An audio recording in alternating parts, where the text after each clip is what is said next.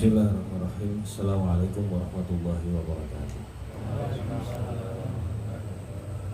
Alhamdulillahilladzi arsala rasulahu bil huda wa dinil haqqi liyudhhirahu 'ala dini kulli wa kafa billahi shahida. Asyhadu an la ilaha illallah wahdahu la syarika lah wa anna Muhammadan 'abduhu wa rasuluhu la nabiyya ba'dahu. Allahumma salli wa sallim wa barik ala Muhammad wa ala alihi wa ashabihi wa mawala. Rabbi shrah li sadri wa yassir li amri wa hlul 'uqdatam min lisani yafqahu qawli. Yang terhormat Bapak Pimpinan Cabang Muhammadiyah Tulangan, yang terhormat Bapak Pimpinan Ranting Muhammadiyah Kepuh Kemiri, khususnya di Perumtas 3, dan yang dimuliakan oleh Allah seluruh jamaah Muhammadiyah, baik itu dari Gerabakan maupun Kepuh Kemiri atau dari desa yang lain yang hari ini sudah hadir di dalam kajian ini. Pertama tentu alhamdulillah kita masih berada dalam track jalur ya, jadi track on the track kalau bahasanya anak sekarang itu masih on the track. Apa on the tracknya? Kata Rasulullah, man salaka thariqan yaltamisu fihi ilman sahalallahu lahu thariqan ilal jannah. Orang siapa yang berada dalam situasi menuntut ilmu, mencari ilmu, maka sesungguhnya dia dalam keadaan dimudahkan oleh Allah jalan menuju surga. Bapak yang dirahmati oleh Allah, kenapa menuntut ilmu itu penting? Sementara kalau kita tahu jamaah-jamaah, terutama jamaah Muhammadiyah ini ngapunten. Ini kalau di saudara kita yang sebelah itu mesti terkenal. Nek wong Muhammadiyah iku wong gelem sinau, wonge pinter-pinter. Nah repote karena mungkin biasanya kepinteran. Ya. Nah repote kepinteran. Akhirnya bab musiknya tadi rawam ini. Ya. Kenapa? Karena kepinteran ini. Judulnya kepinteran. Bahkan sekelas Dr. Zainuddin MZ, beliau dosen saya. Nah, pernah ngajar. Memang jadi dulu ada mata kuliah hadis tarbawi, hadis yang bersinggungan dengan urusan tarbiyah. Tarbawi itu tarbiyah, hadis-hadis tentang pendidikan, bahas bab pendidikan. Termasuk ada mata kuliah ulumul hadis di semester pertama atau semester 2. Di tahun pertama itu ada ulumul hadis, beliau termasuk dosen. Jadi memang beliau ahli hadis. Sampai tadi Pak Ari bilang, beliau tidak berani mutusi ini haram atau halal. Waalaikumsalam. Kenapa? Karena memfatwakan sesuatu itu indikatornya banyak, syaratnya itu banyak. Jadi orang mufti itu banyak. Lah hari ini Pak, ngapunten para jamaah, sekelas ustadz, misal kula jenengan tanggelet tentang permasalahan halal haram teng kula. Kalau Pak Zainuddin gak wani jawab nang malih kula. Logikanya kan begitu. Kenapa? Karena seorang mufassir Pak, kelasnya mulai dari zaman sahabat Ibnu Abbas ada. Kemudian ada Ibnu Katsir, ada Imam Nawawi ya, Al-Bantani itu. Kemudian ada lagi siapa imam yang tafsir Jalalain. Ahli tafsir itu kalau tidak salah, seingat saya dulu ada minimal 13 persyaratan untuk menjadi seorang ahli tafsir. Satu, hafal Quran di sini. Jadi harus hafal dulu. Kedua, menguasai bahasa Arab. Sementara bahasa Arab itu mulai dari nahwunya, mulai dari sorofnya, i'rob niku ya. Dorobaya deribu kota layak dulu. Kenapa ini mansub, kenapa ini majrur? Ya. Bustanun jamilun. Kenapa bustanun kok domaten, kemudian jamilun kok domaten juga? Nah itu ada sebabnya. Itu nahwu sorofnya harus beres. Kemudian ditambah lagi balago.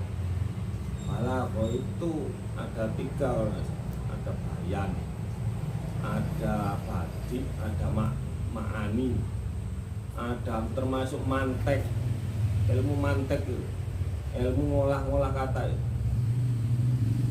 Ditambah lagi nasikh mansukh, harus tahu nasikh mansukhnya. Belum lagi asbabun nuzul, ilmu tentang asbabun nuzul. Itu ada 13 tahun saya. Lah nek syarati mufassir ae kira-kira gak apal jumlah piro, pantas ndak menghukumi sesuatu. Makanya di kaidah usul fikih itu ada al-ibratu bi umumil lafzi la bi khususis sabab. Mengambil pelajaran, dalam hal mengambil pelajaran itu boleh mengambil ayat yang umum tanpa mencari sebabnya. Oke, mengambil pelajaran betul. Tapi bukan al-hukmu, bukan. Al-ibrah, mengambil pelajaran itu boleh dari ayat yang sifatnya umum. Contoh ayat kepada Bani Israel, ya, atau mungkin ayat yang ini tentang orang-orang munafik misalnya. Boleh kita mengambil pelajaran untuk menghindarkan diri dari sifat munafik. Tapi untuk menghukumi seseorang itu, oh Bani Israel kok tidak boleh, harus tahu asbabul nuzulnya. Nah demikian juga akhirnya bab musik ini kenapa menjadi ramai? Karena itu tadi, ngapunten bapak saya kepinteran. Jadi apalagi mondok wis gak tahu, belajar bahasa Arab titik-titik wis iso ngaji, hafal hadis titik-titik disampaikan, kemudian menghukumi sesuatu kamu haram nih, waduh. Sementara dia tidak tahu bahwa al aslu fid dunya lil ibahah. Itu usul fikih dulu kalau di pondok. Asal muasalnya urusan dunia itu semuanya ibahah, boleh, illa ma dallat dalilu ala ihtirami, kecuali ada dalil yang menunjukkan keharamannya. Itu begitu. Sebaliknya al aslu fil ibadah litahrim, asalnya ibadah itu ndak boleh haram. Apapun ibadah, ya, sholat id, sholat apa ya, puasa Ramadan, asalnya illa ma dallat dalilu ala amri, kecuali ada dalil yang menunjukkan ada perintah untuk melaksanakan. Jadi itu kalau belajar usul fikih dulu di pondok begitu. Nah, puasa misalnya baru wajib setelah apa? Ya ayyuhalladzina amanu kutiba alaikumusiyam kama kutiba alal ladzina min qablikum la'allakum tattaqun. Jadi wajib puasanya oleh Rasulullah, dilaksanakan jadi wajib. Asalnya dulu tidak perlu. Jadi itu urusan dunia apa titik-titik. Makanya kita ini harus jadi jamaah. Lah jamaah ini terutama yang ada di ranting biasa nih Bu, rame. Karena memang semangat belajarnya tinggi, Pak Win ya. Semangat belajarnya tinggi, terus arang ketemu napa istilahnya lek teng kanca-kanca sebelah. Arang ketemu yaine ini, jarang ketemu yainya. Yang ada di pusat, yang ada di majelis tarjih PP Muhammadiyah itu jarang kita ketemu, bahkan enggak satu periode belum tentu bisa ketemu, sehingga tahunya hanya mungkin himpunan putusan tarjih karena jarang ketemu ya ini. Sembulan oh Ifai Ustadz Ifai tanya lah, tanya kemudian jawabannya lupa. Oh ya ini jaringin yang sana ketemu jamaah sama ranting, misalnya ranting kenongo enggak akhirnya kan rame dipanggil lah ahli hadis ceritanya ya kira-kira kan begitu dipanggil lah Pak Zainuddin ngaji ngisi akad pagi. Apa keputusannya lu sing ahli hadis itu yang sudah tahu hadisnya yang banyak ini, saya sudah membaca ini. Jadi beliau termasuk hukum syirkah, saya banyak membaca ini tulisan-tulisan beliau. Syirkah kurban itu bagaimana? Kemudian kenapa tidak boleh potong kuku? Yang dimaksud potong kuku ketika masuk satu Dzulhijjah itu kukunya siapa? Kukunya yang nyembelih, kukunya yang berkurban, atau kukunya hewannya? Nah, itu saya sudah baca. Dari banyak. Jadi beliau memang ahli hadis, ahli hadis sih, nggak berani mutusi. Kenapa? Kurang ilmu nih. Kenapa? Karena mungkin beliau merasa saya belum ahli tafsir Al-Quran. Ya, karena memang spesifikasinya di hadis. Sementara seorang mufti apalagi, kalau mufassir tadi ada syaratnya itu 11 atau 13. Seorang mufti ya lebih berat lagi. Mufti itu orang yang berfatwa.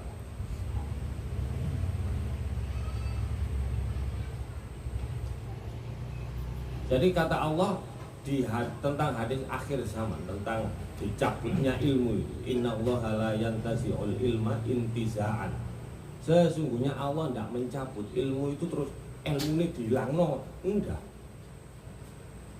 Walakinallaha yanzi'ul ilma biqadbil ulama.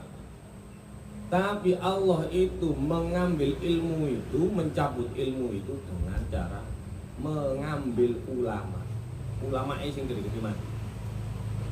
Yang levelnya ulama, betul-betul ulama, mufti lah, tukang fatwa, mestinya beliau punya kapasitas untuk berfatwa. Itu diangkat oleh Allah. Sehingga kalau sudah terjadi itu apalagi dilanjutkan dalam hadis itu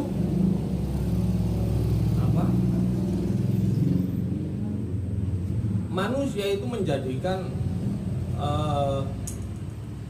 lupa saya apa matanya ini.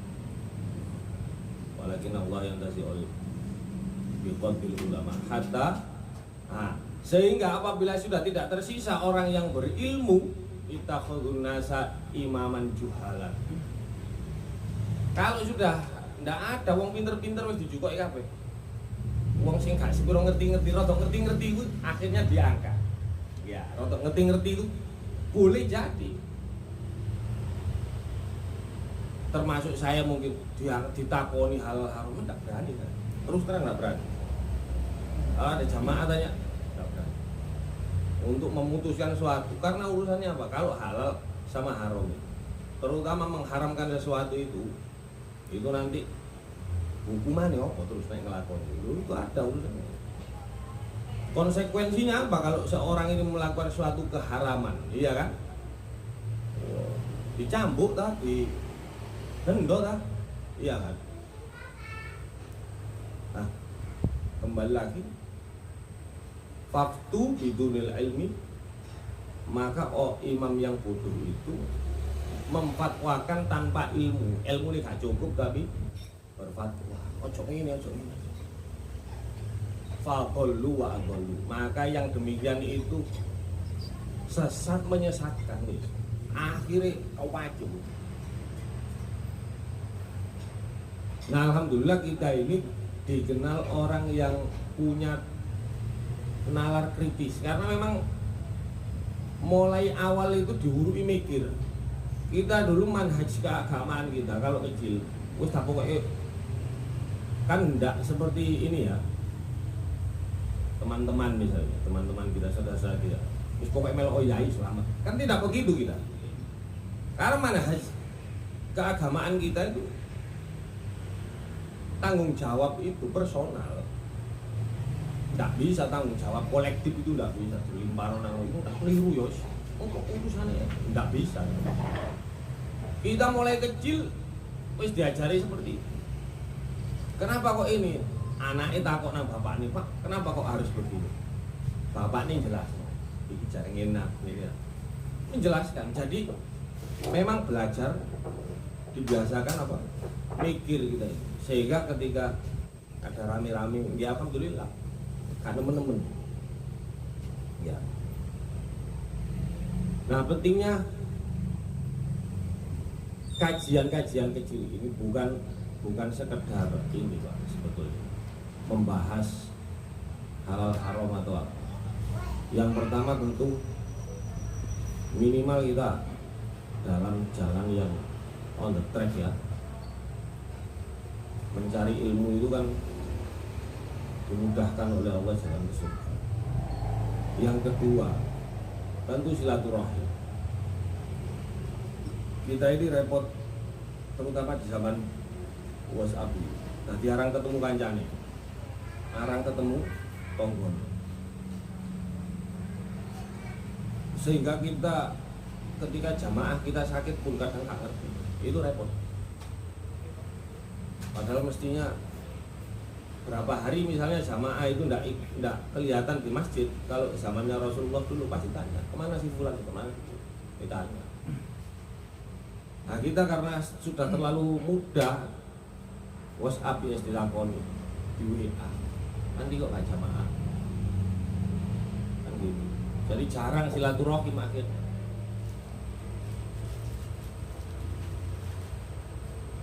Padahal kata Rasulullah, mayyuridillahu ayyumsato fi rizqihi ya, barang siapa yang ingin dipanjangkan, diluaskan rizkinya, wa ayyumsa'alahu fi umri, dipanjangkan umurnya, fal yasil, maka hendaklah dia bersilaturahmi, menyambung silaturahmi. Jadi pertama tolakul ilmi, yang kedua silaturahmi. Nah, saya ngajar tadi guru itu Pak, belajar yang terbaik itu, saya berani mengatakan belajar yang terbaik itu adalah mengajar. Seandainya tidak ngajar, saya tidak mau baca-baca. Boleh jadi kita tidak mau baca-baca. Sekalipun yang diajar anak SD loh, karena SD saya ini takut, bingung loh. Anak SD sekarang.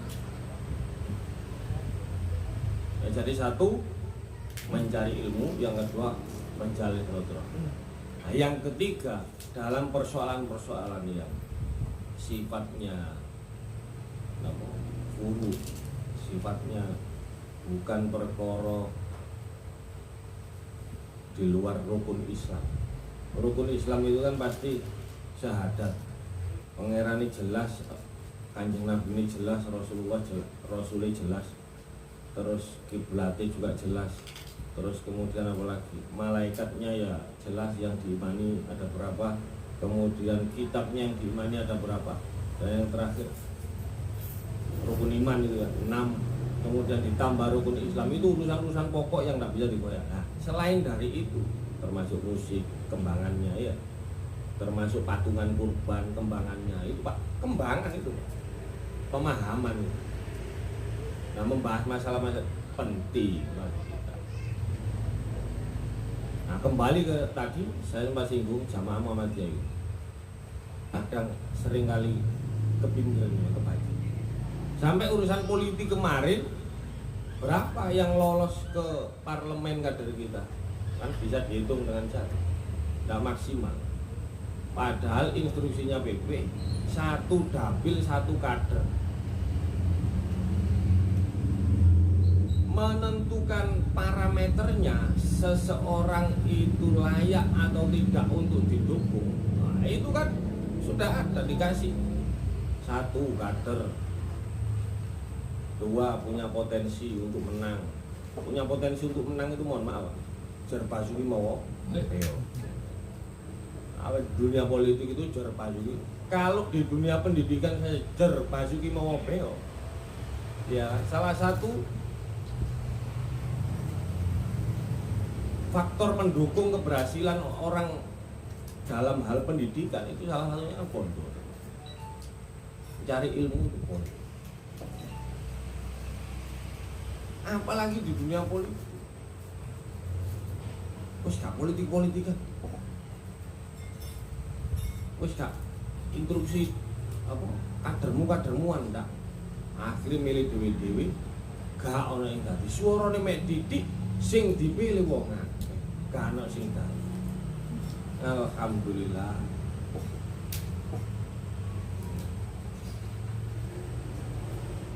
Padahal sekolahannya banyak. Lah kenapa kok gak politik-politikan? Coba kita flashback sejarah nih, mohon maaf. Rasulullah meninggal. Ini zaman Kanjeng Nabi. Rasulullah meninggal. Itu berapa hari baru diurus jenazahnya? Wonten sing eling. Sejarah ini, Pak. 3 hari ya. 3 hari. Rasulullah wafat 3 hari baru diurus. Padahal disuruh mempercepat loh urusan jenazah itu. Rasulullah sendiri yang menyampaikan. Lah kok Rasulullah dewe Kanjeng Nabi ini dewe dijarno telung dino. Apa mereka tidak tahu? Tahu, Pak. Abu Bakar sahabat Umar bin Khattab itu stafnya Rasulullah, ajudannya Rasulullah semasa itu. Beliau berdua selalu mendampingi beliau. Bukan tidak tahu, tapi urusan apa nyoba? 3 hari ditinggal. Urusan apa? Royoan khalifah. Nah ini terus terang aja. Harus dibuka fakta sejarah ini. Jangan kemudian kita mengatakan, oh tidak mungkin sahabat itu kan ahli surga. Tidak mungkin udah. Justru itu membuka wacana berpikir kita bahwasannya urusan politik itu urusan yang manusiawi, Pak. Ya, politik itu kan cara untuk meraih sesuatu, cara untuk mendapatkan sesuatu itu politik. Jenengan seneng mancing bari bahasane, ya. Kepingin papen nang bojo, aku pengin mancing tapi ambek bojo kok, Kak. Wis tak koleni cara bojoku tak tukokne panganan sing enak-enak dhisik. Terus dipami didik aku tak berangkat mancing. Utawa aku tak berangkat ngowes, asalnya ndak boleh. Tapi karena wis ditukokno, oh iya Mas, budal-budal. Kan begitu, enggak? Itu politik. Termasuk politik itu. Nah, dulu bingung royoan yang Ansor karena Rasulullah wafat itu kan di Madinah. Orang-orang Ansor merasa berhak untuk meneruskan kepemimpinan setelah Rasulullah. Sahabat-sahabat yang termasuk as-sabiqun al-awwalun, wah iso ini tidak bisa dibiarkan. Sehingga rapat waktu akhirnya diputuskanlah Abu Bakar sebagai khalifah 3 hari. Oke, Abu Bakar menjabat selama 2 tahun 40 sekian hari lah. Abu Bakar menjabat itu hanya 2 tahun 2 tahun 44 hari kira-kira itu. Jadi sekitar 2 tahun Abu Bakar menjabat.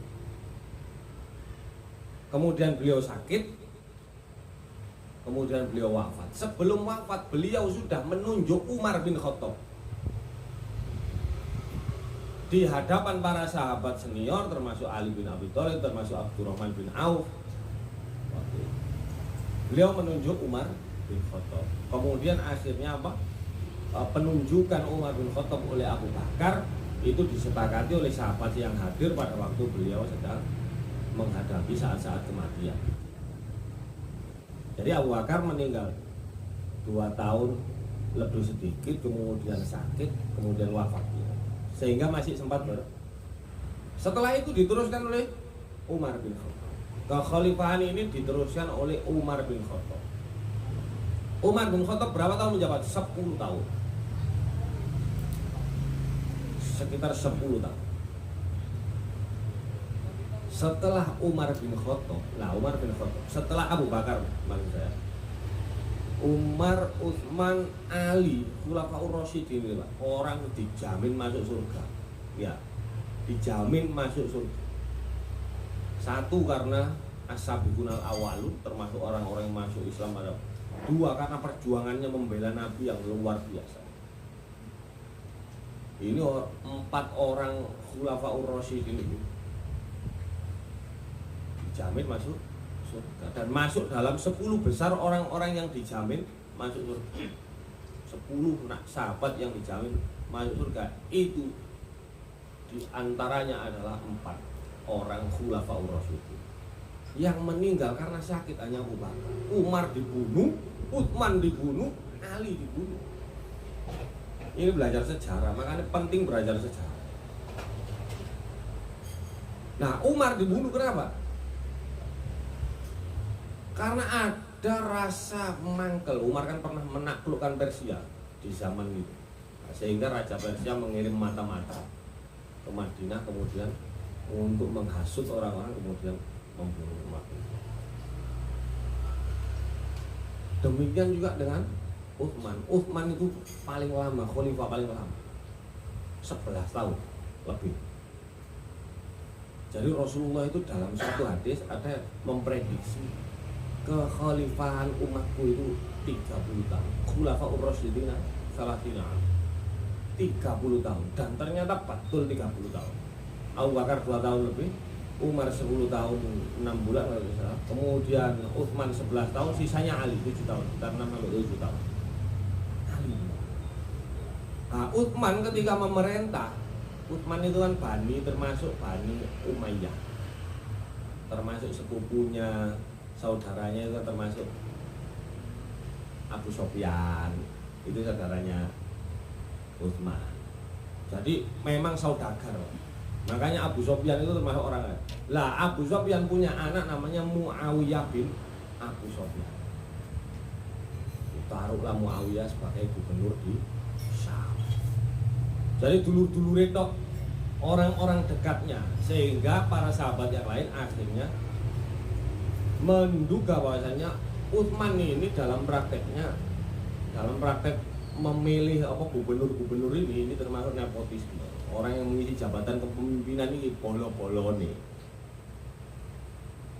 Padahal kira-kira ketika Abu Bakar menjabat atau ketika Rasulullah menjabat, ketika Rasulullah masih ada ya, itu kan memang semua dilibatkan oleh Rasulullah. Bahkan setelah Salman Al-Farisi, orang dari luar, dari Persia, jadi juru taktik pada waktu perang Khandaq. Lah Utsman tidak begitu, karena mungkin boleh jadi faktor komunikasi ini gampang, Pak. Nek ambil dulur-dulure kan komunikasi ini gampang. Sekalipun jauh diletakkan di mana-mana komunikasinya gampang. Sehingga salah satu karya fenomenalnya Utsman bin Affan itu adalah sing jenengan waca niku Al-Qur'an yang berupa mushaf. Itu karya terbesarnya Utsman. Termasuk membentuk armada laut pertama untuk ekspansi memperluas wilayah di wilayah Spanyol Andalus itu zamannya Utsman dengan panglimanya Tariq bin Ziyad ya, nyeberangi selat Gibraltar, selat Maruku. Itu punya armada laut pertama itu Utsman. Utsman meninggalnya kenapa? Nah, karena dibunuh. Sedang apa dia? Membaca Al-Quran di mana? Di rumahnya. Bayangkan. Kalau Umar dibunuh di masjid waktu sholat subuh, di tempat umum lah. Utsman di mana? Di rumahnya. Kita tidak bisa bayangkan. Orang ngomai dewe itu para wong sampai itu. Nah, ditusuk pada waktu beliau membaca Al-Quran. Persoalan apa? Politik, Pak. Nah, yang terakhir ini setelah Utsman wafat dibunuh. Ada 2 orang sahabat senior. Jadi Tolhah bin Ubaidillah sama Zubair bin Awam. 2 sahabat senior ini gak terima. Nah, setelah Utsman itu kan Ali. Dilanjutkan kepemimpinan oleh Ali. Muawiyah tidak mau membaiat Ali. Gubernur Syam, bolone Utsman, tidak mau membaiat Ali. Karena versinya Muawiyah, saya lebih pantas meneruskan jabatan khalifah. Bayangkan Muawiyah, sahabat. Sementara di kitab-kitab hadis itu sahabat itu. Sampai kalau belajar sanad, ya, ilmu sanad hadis itu, sanad rawi.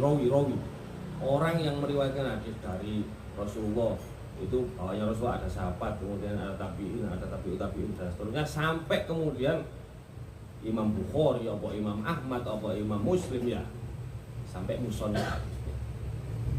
Sahabat itu semuanya masuk dalam kategori udul, adil. Kalau sahabat lejuk itu dalam hal ilmu hadis, sahabat itu tidak ada. Tidak ada sahabat ini lemah hafalannya, tidak ada. Pasti kalau sudah sampai sahabat berarti kategorinya bagus sudah. Kalau rawi itu seorang sahabat bagus. Nah, kembali ke Utsman tadi. Ini masalah sejarah ini. Zubair Tolha nuntut Ali cari pembunuhnya Utsman. Mencari pembunuhnya Utsman ini kan bukan perkara gampang. Ya kalau sekarang ono bin, ono apalagi teknologinya luar biasa sudah. Usama bin Laden sing idane konangan. Nah, semua kita hari ini dikontrol oleh Google. Google Map kita hidup terus. Amerika iso ndelok kabeh Yahudi. Orang Israel bisa lihat kita semua. Kalau dulu mencari pembunuh bukan persoalan gampang. Sehingga tidak ketemu, akhirnya Zubair sama Tolha ini kira-kira apa ya? Matur sama Siti Aisyah. Siapa Siti Aisyah? Jandanya Rasulullah, Ummul Mukminin. Sehingga kemudian Aisyah, Ali gak bener, kira-kira begitu kalau bahasa sekarang. Ali gak bener, disuruh mencari pembunuhnya Utsman aja tidak ketemu, gak iso, gak entos kira-kira. Akhirnya apa? Nyerang, Pak. Perangnya namanya perang apa? Perang Jamal. Terjadi di kota Basrah, Irak. Jadi Aisyah bersama Zubair bin Awam, Tolha, Ubaidillah dan beberapa sahabat yang lain membawa pasukan dari Madinah menuju Basrah. Apa? Nyerang Ali bin Abi Thalib. Yang satu Ali bin Abi Thalib, menantunya Rasulullah. Iya, mantunya Ali. Satu ya sepupu, 2 yang menantu, dia kan. Yang satu Aisyah, melawan Aisyah, istrinya Rasulullah. Cara panjenengan dikengen iki sapa sing keliru. Berani nyalahkan satu di antara kedua? Tidak berani, Pak. Ini orang dijamin masuk surga dua-duanya ya. Nah, sejarah yang seperti ini membuktikan apa? Politik ini fakta politik, fakta sejarah, tidak bisa dibohongi. Urusan kekuasaan itu begitu. Tidak kemudian kita nyalon lagi gak tepak. Akhirnya repot kita ini, mau kemana terus pilihannya.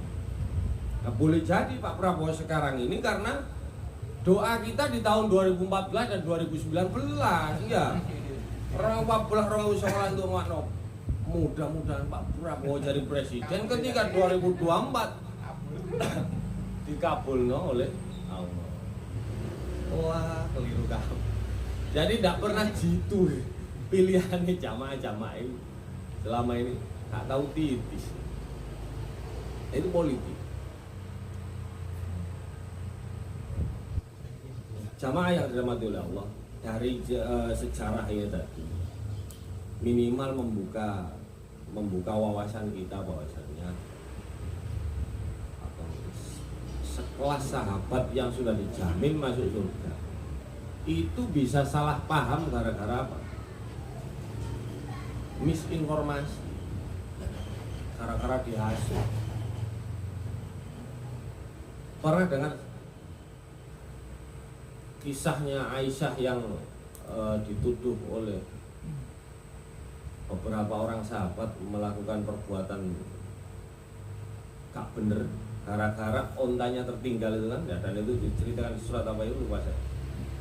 Ya, itu bahkan ada sejarawan yang mengatakan bahasanya di mana posisi Ali pada waktu itu. Ali termasuk wong sing ngilokno Aisyah pada waktu itu, sehingga problem ini apa merembet akhirnya berlarut-larut sampai akhirnya, padahal setelah perang Jamal itu dan Zubair bin Awam, Tolha bin Ubaidillah itu meninggal di sana, itu wafat ketika perang Jamal.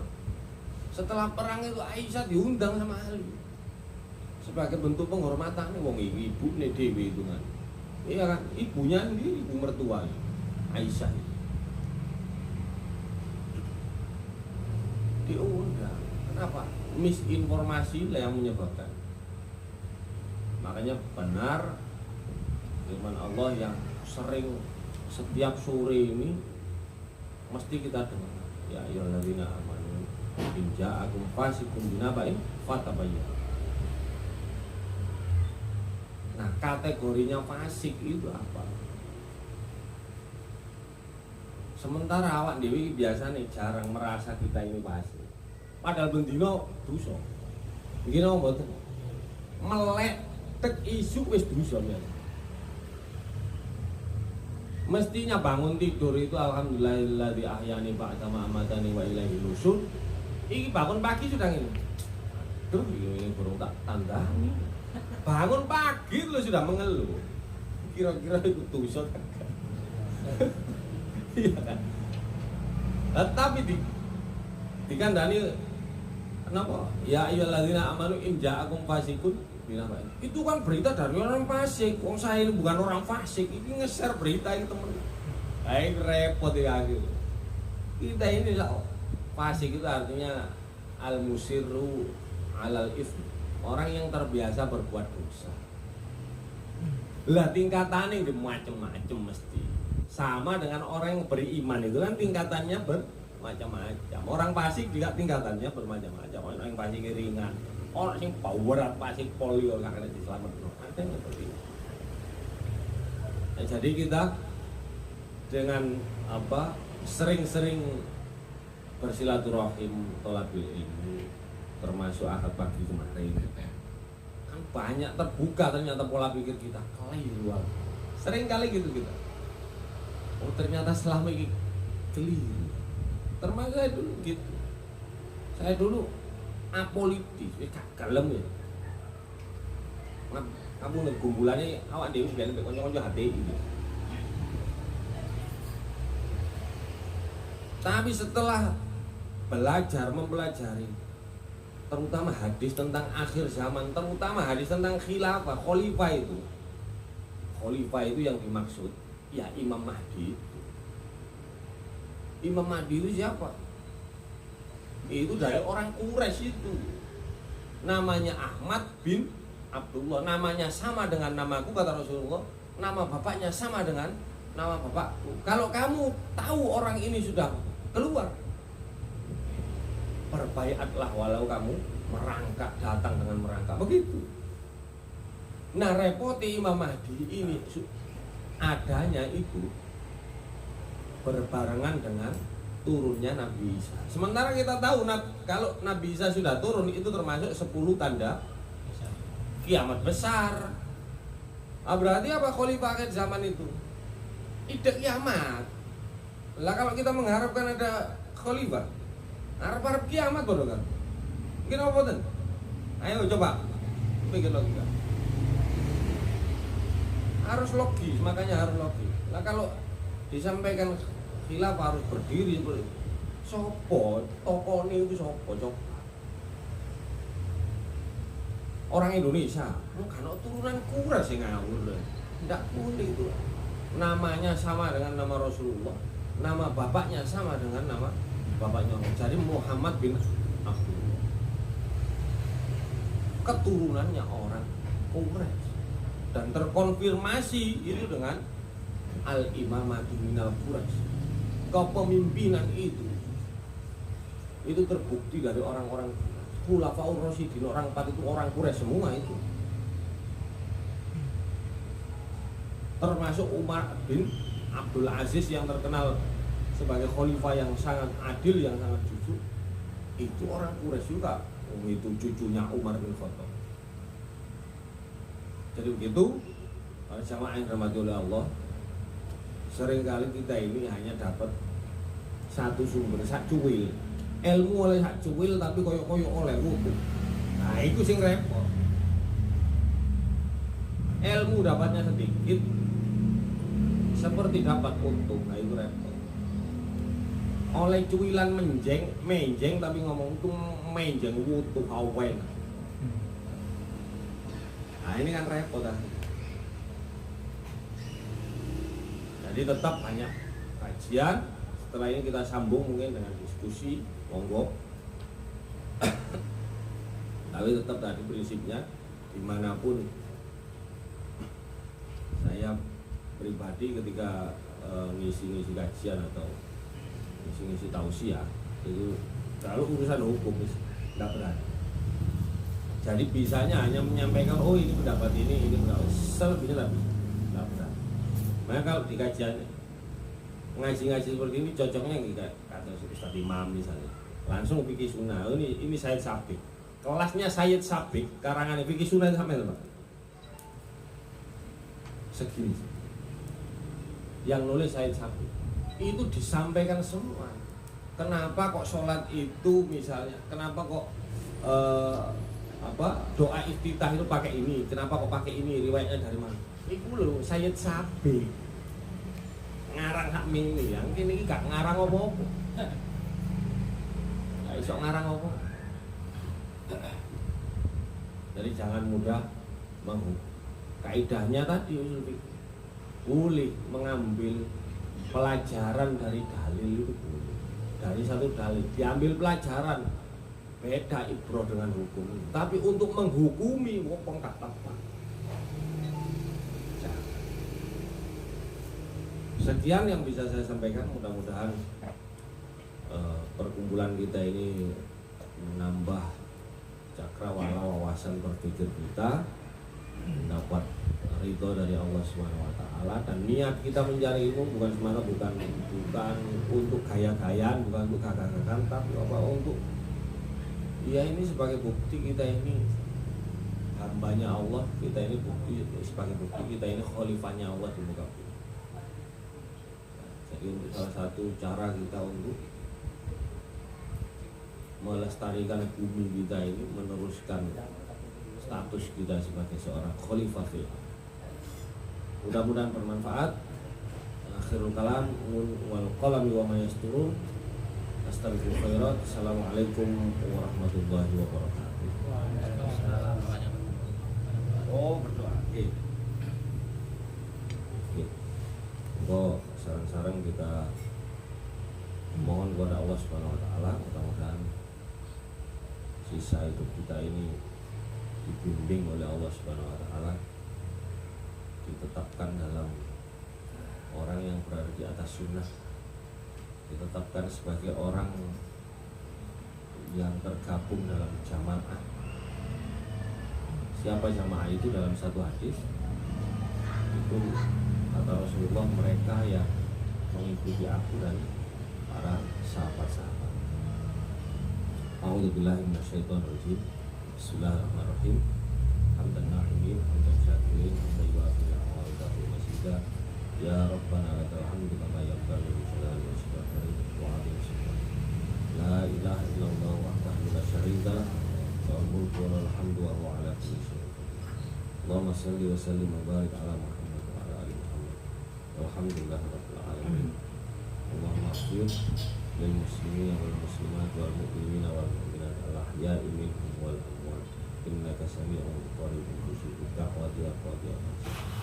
Allahumma ya Rahman ya Rahim ya Badi'as samawati wal ardi ya dzal jalali wal ikram. Ya Allah, kumpulkanlah kami, catatlah apa yang kami lakukan pada malam hari ini sebagai kebaikan bagi kami. Ya Allah, kami berkumpul di rumah saudara kami hanya ingin menjadikan diri ini berada dalam barisan orang-orang yang menuntut ilmu, sehingga bisa mendapatkan jaminan kemudahan menuju surga-Mu. Ya Allah, ya Allah ya Rahman ya Rahim, berikanlah keberkahan pada hidup kami, bimbinglah hidup kami di sisa-sisa umur kami ini. Ya Allah, berikanlah kami istri, anak-anak yang mampu menyejukkan mata hati kami. Ya Allah, ya Allah ya Rahman ya Rahim, anugerahkanlah kepada kami anak-anak yang menjadi penegak sholat. Rabbana ja'alna muqimina sholat, jadikanlah kami ini termasuk penegak-penegak sholat. Wa min dzurriyyatina rabbana wa taqabbal du'a. Begitu juga terhadap anak dan turunan kami. Ya Allah, jadikan mereka penegak-penegak sholat. Ya Allah, ampunilah dosa-dosa kami. Ya Allah, ampuni dosa-dosa orang tua kami. Ya Allah, berapapun harta yang kami keluarkan, berapapun banyak prestasi yang kami raih, itu semua tidak akan bisa membalas kebaikan kedua orang tua kami. Ya Allah, hanya Engkau yang bisa membalas kebaikan kedua orang tua kami. Tempatkanlah kami, kumpulkanlah kami bersama kedua orang tua kami, bersama keluarga kami, anak turunan kami, anak istri kami di surga-Mu nanti, ya Allah, bersama dengan teman-teman kami. Ya Allah, perkenankanlah doa kami. Ya, sesungguhnya Engkau mau mendengar lagi mau tahu, dan terimalah taubat kami, sesungguhnya Engkau maha menerima taubat lagi maha penyayang.